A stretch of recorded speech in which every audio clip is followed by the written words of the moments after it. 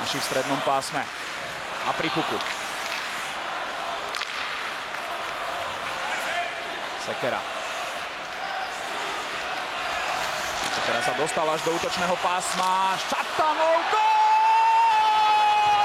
Gól! Vedieme 1-0! Nenápadná Šatanová strela zaskočila Kováža v českej bránke. Slovensko vo vedení na konci 16. minúty.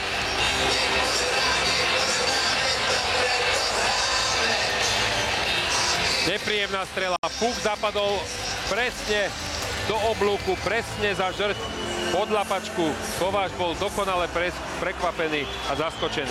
Možno aj Andrej Sekera bol chvíľku prekvapený, kam ho až Česi pri tom svojom cúvaní pustili.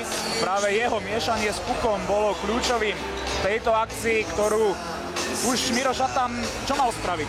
Len zakončiť, vystreliť a popodkovať. Tersen upevniť Lacovú prilbu. Zvládol to a tak sa môže vhadzovať. Lekanec vyhral Buli a je vyrovnané po Krolíkovej strele. Okamžitá blesková akcia českého tímu.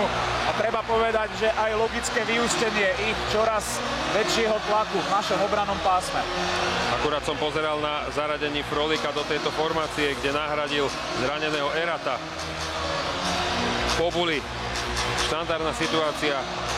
Trošku zbytočne čisté prehraté Buli a opozdená reakcia našich hráčov, ktorí pomaly vykorčovali proti strelcovi. Vidíme, aj vedeli, ktorý má na ktorého hráča vykorčulovať, ale nedostatočné bránenie a zblokovať, ktorí sú teraz na ľade spoločne so Sarsanom a Chárom. Česi usadení v pásme, ešte pol minúta ich presilovky. Plekanec, krížna prihrávka, ktorú zachytil Hanzuš a posúva dopredu Šatana. Šatan samostatnom nájazde, Miro Šatan. Gól! Gól! Poslabený gól Mira Šatana v druhým zápase. Na začiatku tretej tretiny vedieme 2-1 nad Českom. Super Miro Šatan a jeho štvrtý gól na majstrovstvách, celkovo 80.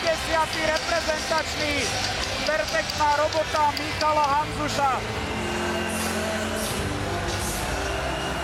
Perfektne postavenou hokejkou Mišo Hanzuš do stredu ihriska vypichol puk. Vidíme, ešte obranca úplne zbytočne sa vrhol do tej prihrávky. Mišo to postrehol, ten takou žabkou ponad hráča vysunul Mira Šatana.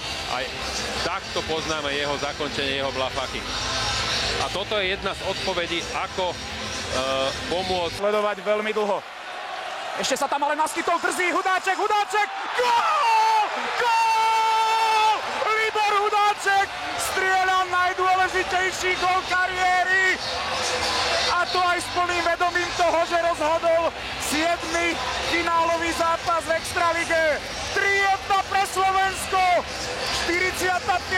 semifinálová minúta. Vedieme o 2 góly.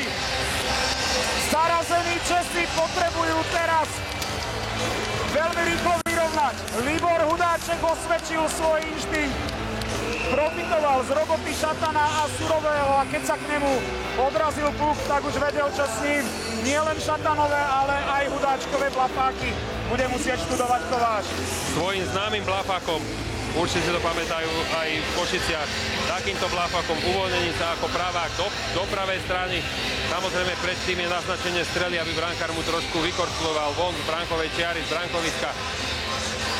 A čistým blafákom zasunul puk do brány. Ja som stretol Libora